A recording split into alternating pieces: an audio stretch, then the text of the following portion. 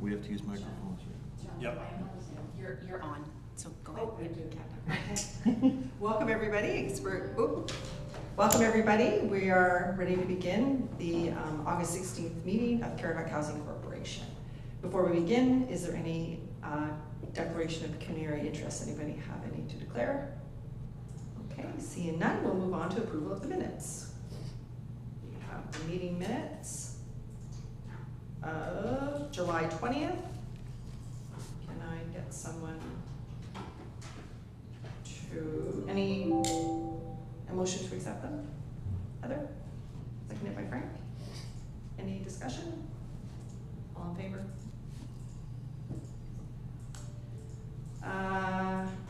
Next we'll move into our financial section. We have our reports of accounts, our July 2023 check detail. Any discussion or questions about that? No? Okay. Can I get a motion to accept the check detail? Frank? Heather? Oh, Tim? Yeah, there you are, Tim. I see it. Great. Next, we'll move on to financial reports.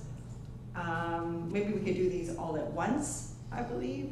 So we have the July 2023 balance sheet, the July 2023 profit and loss, the July 2023 trial balance, and the July 2023 budget versus actual. Anybody have anything in any of those reports that they want to bring up for discussion? No? Okay, seeing none, can I get a motion to accept the financial reports? Heather, seconded. Frank? All in favor? Okay. And then, sorry, we have the 2024 budget. I didn't include that one in. We'll deal with that one separately. Anybody have any questions or concerns about the proposed 2024 budget? Heather? Hi, yeah, this is just taking it in for information that we'd be approving today?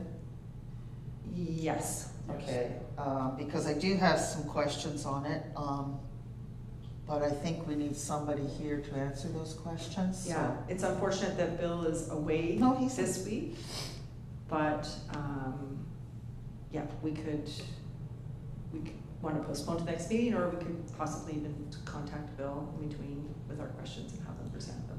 I'd like to kind of postpone it to next meeting until we have more valid figures in. Yeah. Okay. I would suggest though that we ask the questions today, and that way they're in the minutes, and we'll for sure have answers next time then, right? So perfect. All right, Heather, fire away. Okay, let me see. As we don't have a company yet, the property management fee I think may be low, because we're also going to be asking them to rent and manage the rent and find renters, okay? The professional fees I think may go up. Property taxes, why are we paying property taxes?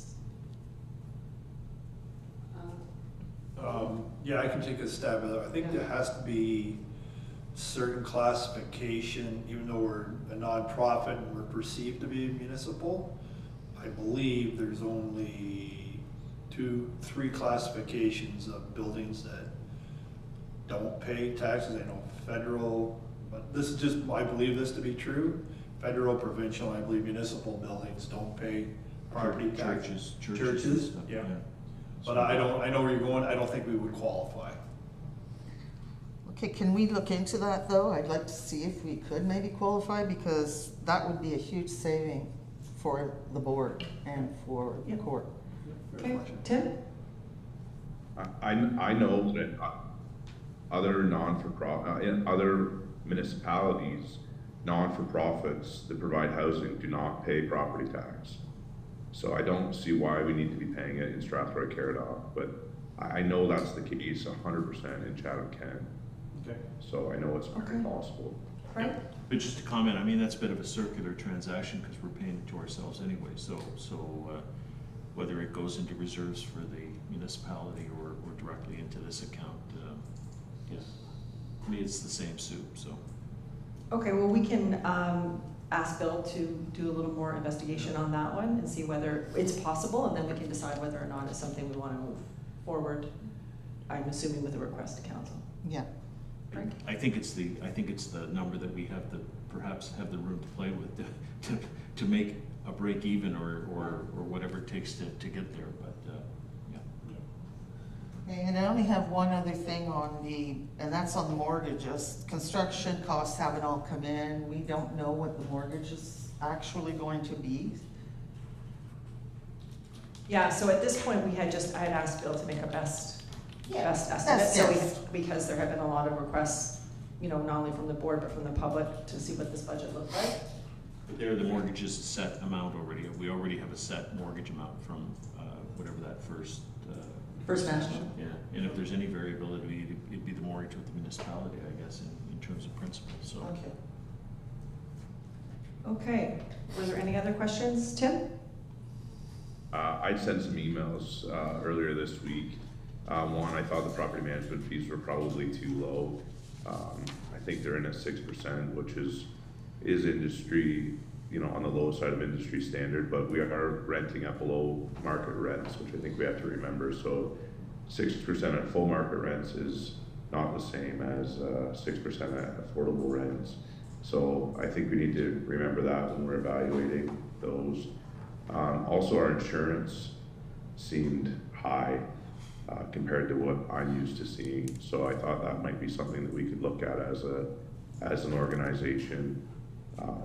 The property taxes were already mentioned. Elevator prices looked really low from what I have experienced, but everything else looked to be pretty adequate. That's all. Great, thank you, and thanks for your suggestions that you had, Tim, about some laundry and cameras and such, and I think if you bring that forward with Bill, he could talk to that a little bit further in the next meeting. All right, any other questions or comments about the proposed budget? Okay, seeing none, we're going to have a motion to accept it for information, the 2024 budget. Right? Seconded by Heather. All in favor? Great. Okay, next on the agenda is the general review report. Were there any questions or comments regarding that report? Okay, seeing none, can I get a motion to accept the report? Heather? Tim? Second? All in favor? Great. If you don't mind, Chair, I should comment, people. I am not voting. I'm here as an ex officio member, so as the mayor, I could join any and every committee, but I'm not allowed to vote or make a motion. So that's why I'm not voting. Thank you. All right, next we have the draft property management RFP. And anybody have any questions or comments or anything they'd like to see amended before this goes out? Sure. Sorry about that. I'm questioning why we're going for a 5-year commitment versus, say, a 3-year commitment. I don't know if this is normal process, but 5 years seemed a little long for me for the RFP. And I assume that there is common areas in the new building. Is this covered in the RFP sufficiently? We have meeting room, laundry, corridors, entrances. I just want to make sure that it's fully covered. And again, I go back to my question. I'm having trouble understanding the difference between affordable and, low income. So regarding the RFP, I don't have any information about where we do 5 versus 3. I don't know, Tim, do you have any feedback on that? Is that sort of standard in the industry? My understanding is that 3 to 5 is in the norm, so I think either would be acceptable. I think there was something in there about a termination within time frame, so if we got somebody that we were happy with, I think that there was a termination clause in there. If they weren't performing, yeah, so I think 3 to 5 is fine, anywhere in between the two. Any comments, Tim, on the common areas? Do you think we covered that well enough? I think that there could be, yeah, I think there's some stuff that could be added in the RFP that would make our bids better potentially. I have some examples of other RFPs from other co-ops that I'd be happy to share with Bill. Bill is the one working on it. The one thing that is common in them is some other bonding insurance for their employees, so that if there's any employee theft, it's covered under a bond.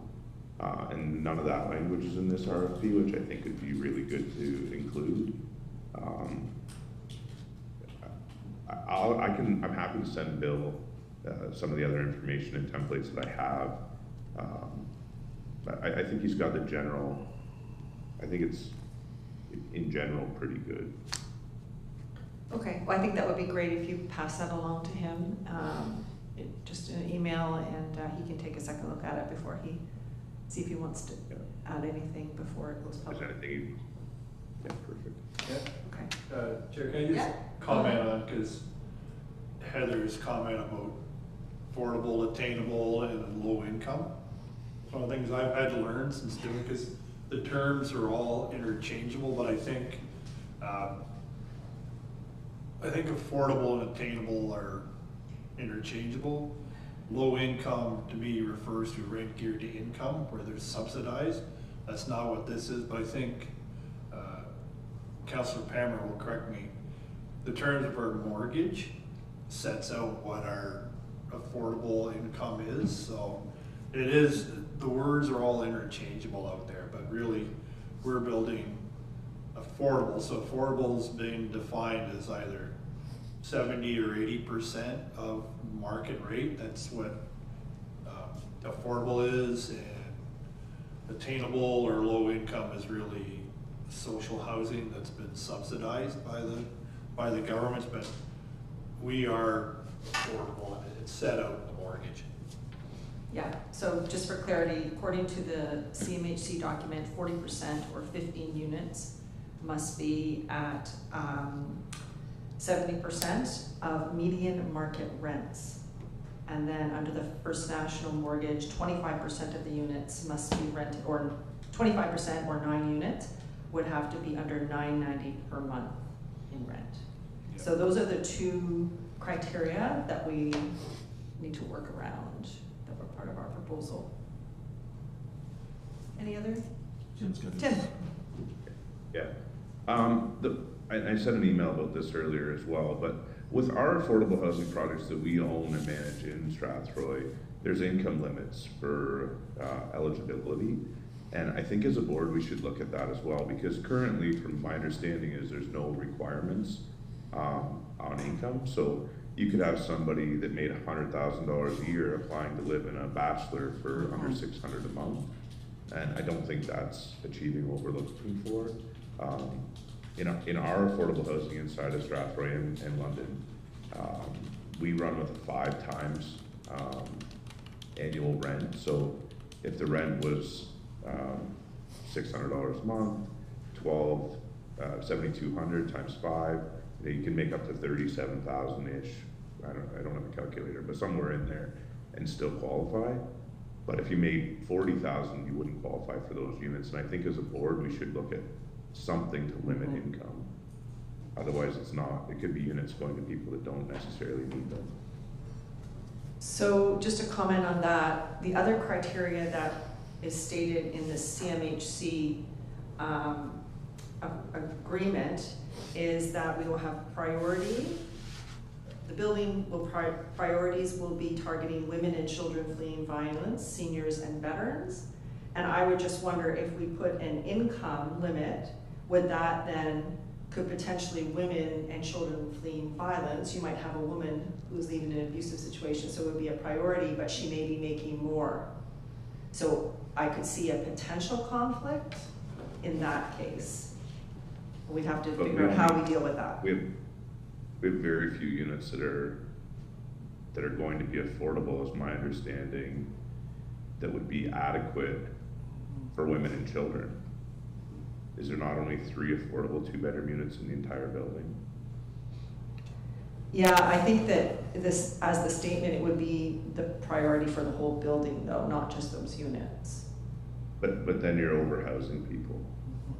Right. If you're putting women and children in a bachelor, that's overhousing. Right. Okay. So Good. the only units we have that for women and children would be bachelors. And if you don't put an income requirement, you could have a multi-million-dollar senior living in a bachelor unit at $600 a month. And they meet the priority because they're a senior. Yeah, I agree.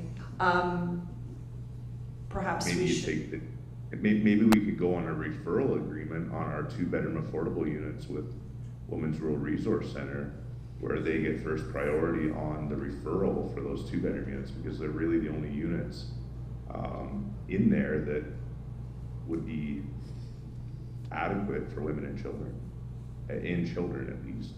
Yeah, and that's a great idea. We had actually I had a conversation this week with Joe Windsor, who's the manager of social services for Middlesex County, about assisting us in helping be the conduit with the agencies, local agencies, in terms of getting those people prioritized. So, and he was more than happy to assist us with that.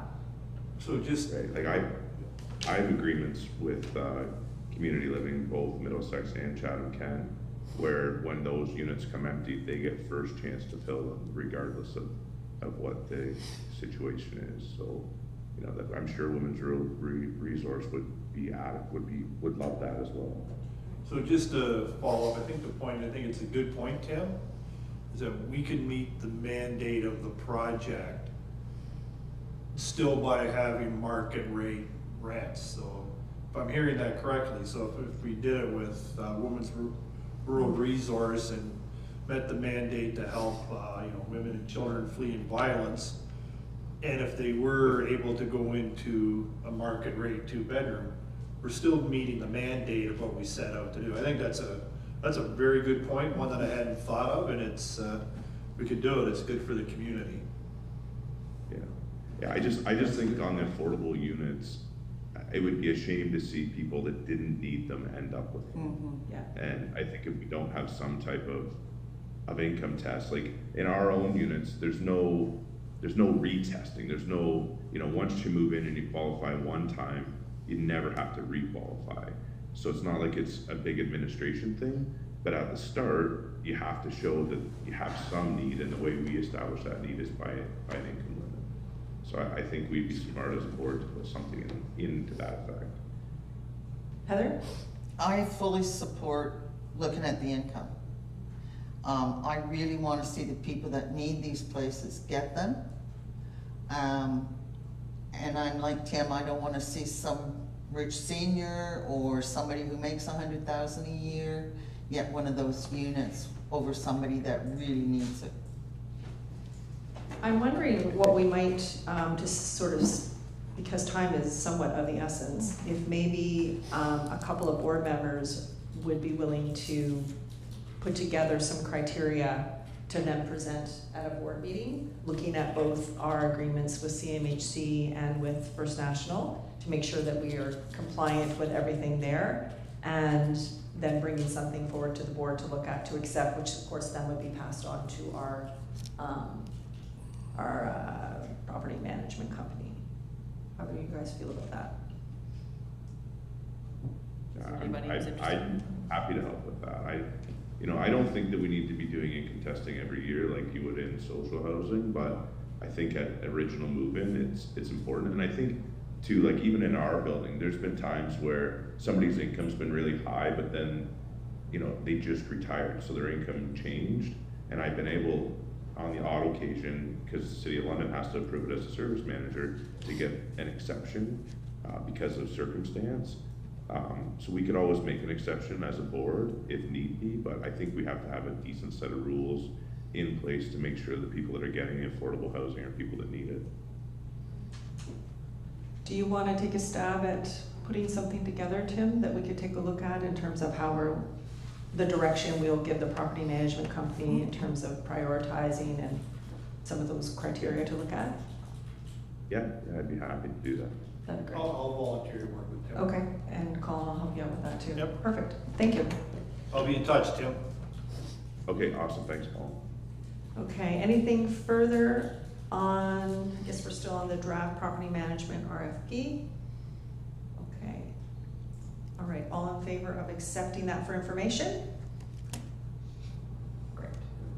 Okay, next, we have governance review.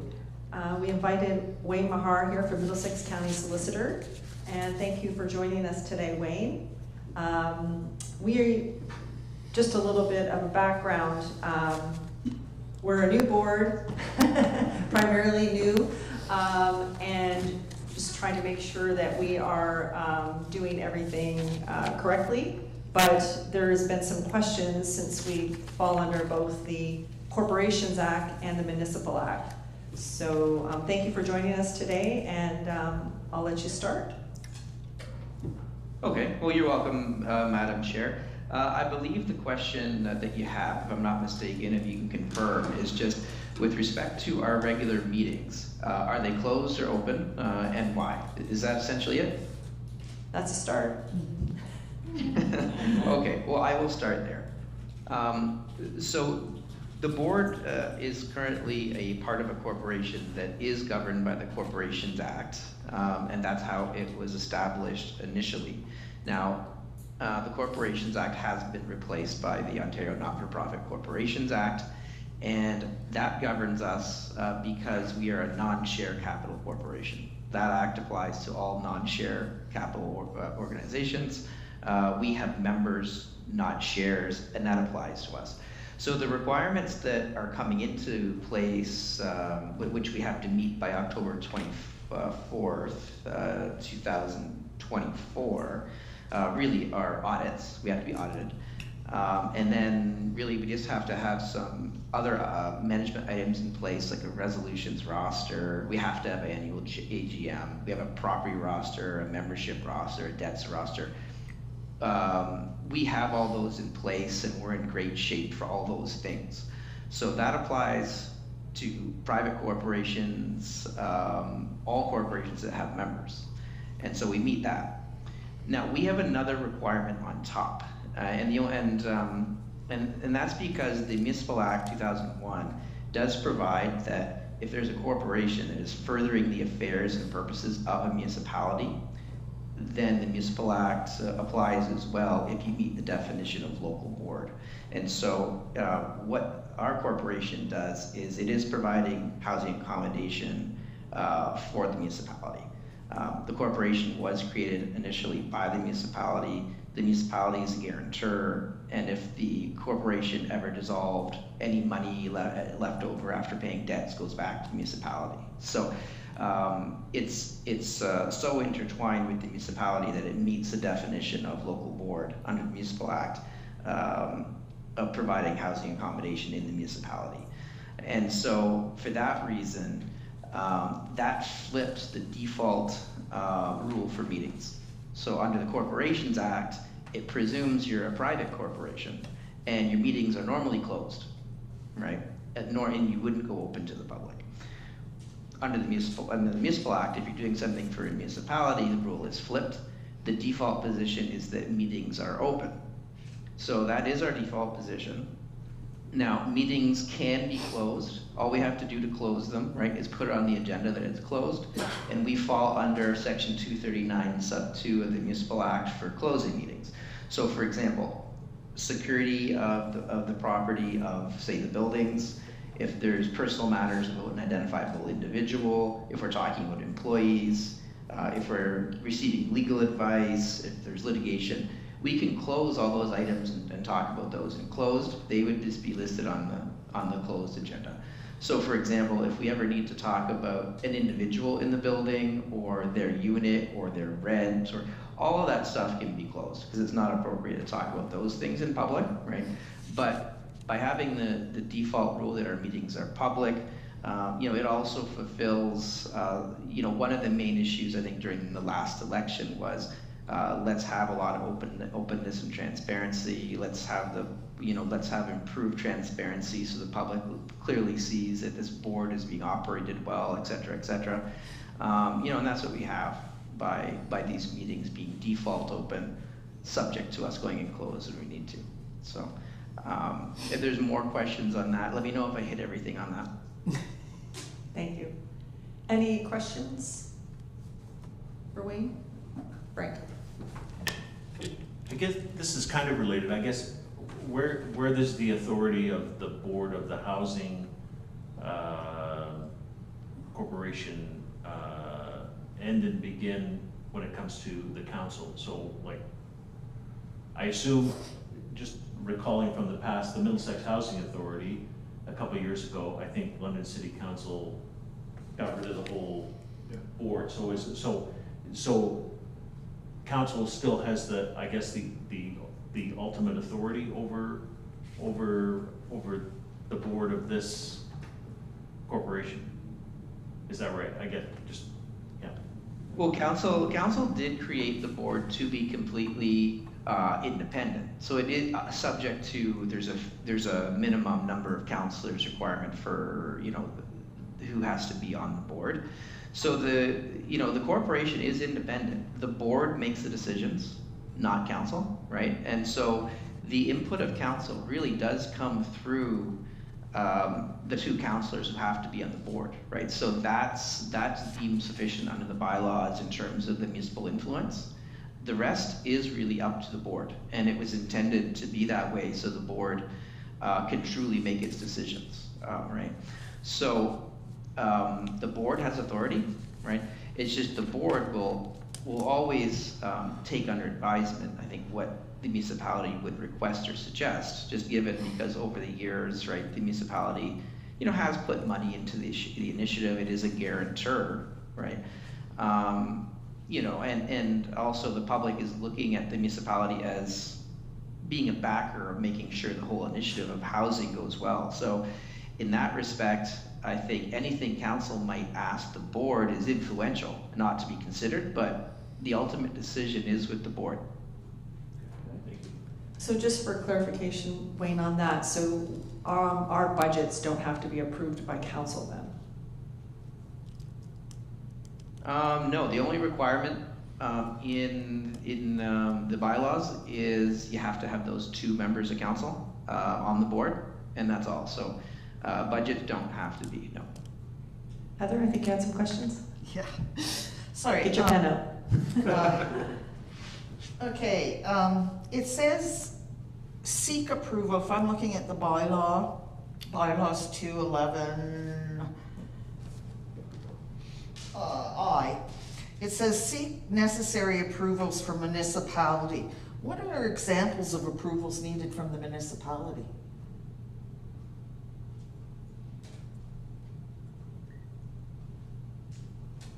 I think zoning, building, if the board was, say, going to ask for, say, some money or backing, you need approval for that. Things of that nature. Probably there's less approvals, I think, now, given that you have there's a building that exists, right? But things of that nature. Sorry. The bylaws are current bylaws are very out of date. I've asked a number of questions in terms of the bylaws. Where are we sitting right now with preparing a better letters of patent and cleaning up the bylaws and changing them to reflect current day?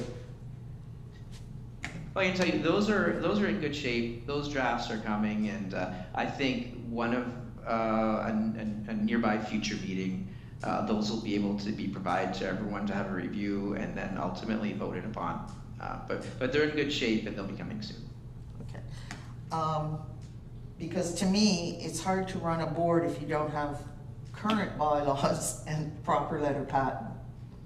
That's just me, so I'm concerned that gets moving. I think we have two important things to deal with, and that's getting the RFP out, one, and two is cleaning up and presenting the bylaws as they should reflect present day.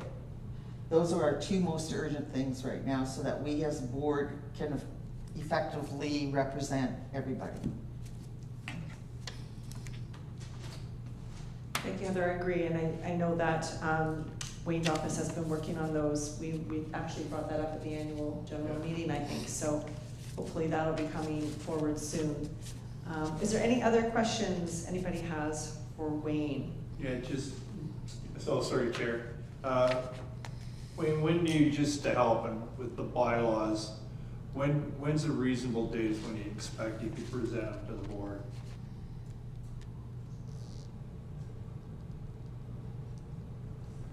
I guess part of it would depend on if the board is going to do council the courtesy of having council see those first.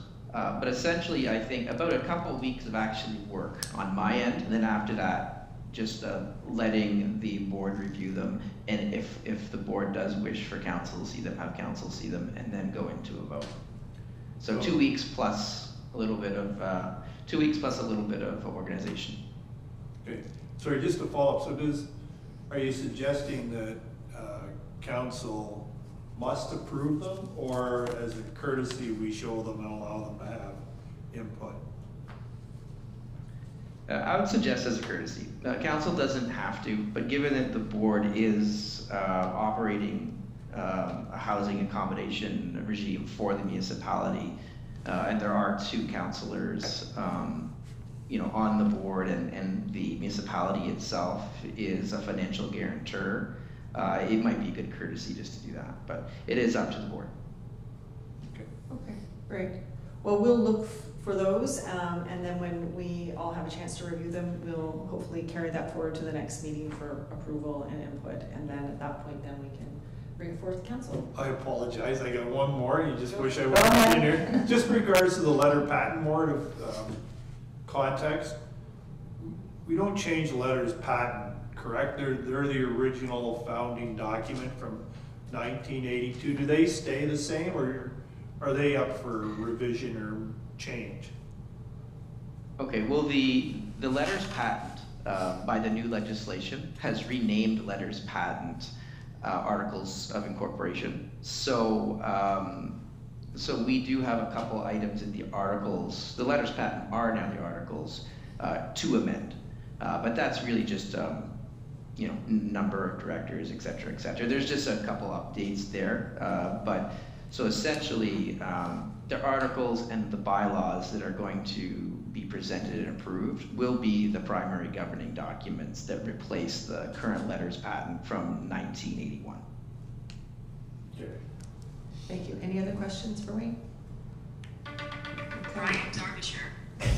All right. Thank you very much for attending, Wayne. That's really helpful. Thank you for addressing our questions, and we look forward to getting those documents from you for our. Okay, thank you. Thanks for having me. I appreciate it. Okay.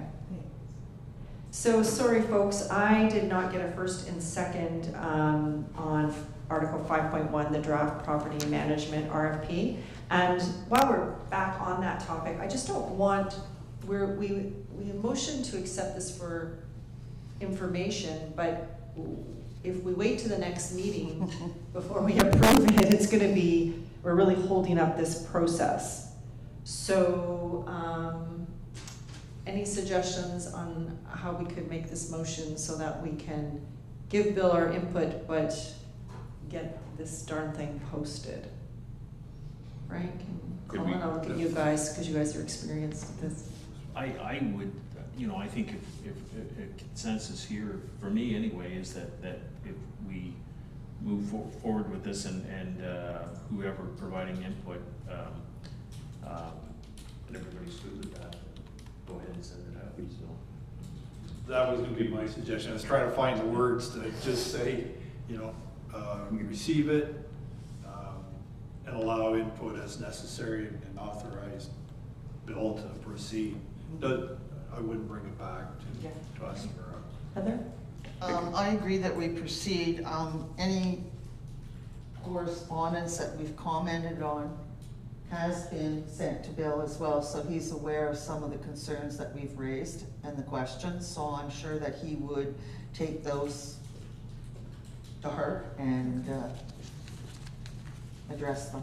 Can we approve it? Can we approve it with noting that there's some additional manager's duties and insurance requirements that are going to be required to be added? Yep, we can do that. So, And we'll put, then I can get them the draft, because most of what I have in the RFPs that I've seen is just more detail on the actual manager's duties. So I think by adding that, it'll make the RFP more successful, or it gives us more backbone after the fact. And honestly, I guess once we get the RFP results, we as a board will have to determine who gets it and what the contract looks like. So it gives us a little bit more time to make sure we're getting what we want at that point, right? okay. So can I put a motion forth then that we accept the draft property management RFP and we approve the posting of the RFP with the noted amendments? Is that good? Yeah, okay, can I get a first for that? Tim? Tim, second. Frank, all in favor? Great, thank you. Inquiries or comments by members. Does anybody have anything else that they want to add to the meeting today? Go ahead, Heather. Who else? I'm just wondering, we have a custodian right now at Queen Street. Is that going to continue? Are we going to have some type of a custodian at the new building? Now, if we are they paid? Will they be paid? And where are we going to fund that from? That's one of my concerns. Like, I believe we do need somebody on site that can address certain things, because the property management team won't be permanently on site. And are we obligated, if we do have somebody, to have them pay taxes, or treat them as an employee? Which I believe we are if we have one, but I'm not sure. Tim, I'm gonna pass this one on to you. You have probably more experience than I do with that. I would assume that the custodian work or cleaning work or any maintenance work will be performed by the property management company or contractors of the property management company. I don't believe that us as a board will have any employees working at the property. I think that'll all go through whatever management company we hire. That would be my suggestion. I don't think we as a board want anybody working directly for us. We want to put that on to the property manager. I agree. I don't want us having the responsibility of an employee. But we do have to address how the day-to-day running of those buildings will function, and I'm not sure. I think that has to be really clear to the property management firm that gets the contract. Yeah, I would imagine that those are some of the details that we'll be ironing out when we have a property management company. I think by altering the management duties, as we just approved in the RFP, I think a lot of that will get addressed. Okay. Okay. Any other questions or comments? Yeah, Colin? Me, sorry. No, I just, the comment I have to, doesn't take a lot to make me happy these days, but seeing the engagement of everyone in this, seeing Tim, your views are very welcome. We need your input, Heather, everybody's input, and that's what personally I strive to do, is to get this back to the community. So I encourage both Tim and Heather, just keep up with the input. That's what we need to make this open and transparent, because some of the ideas that we've heard, and even Donna and I heard the other day from the housing group, really help, right? So we're making progress on that thing. So again, it's making me very happy that to see the engagement. So thank you for this. I do have one item of note. So we had the resignation of board member Laura Healy. And we thank Laura for stepping up. Unfortunately, she's not able to continue with us. So we have an open position on the Board of Community position. I have requested that the clerk send me the applications that have been collected in the fall, I guess in the spring. Heather has agreed with me to take a look at those. And if we feel we wanted to look at some more, then we can put it out to the public again. That would be on our website if we need. So I'm not sure at this point how many applicants we have. So we will hopefully be able to bring something forth to the next board meeting. Okay. Anybody else have anything to add to today's meeting? Okay, great. Seeing none, can I get a motion to adjourn? Heather? Second. Frank? All in favor? Great. Tim? Thanks very much.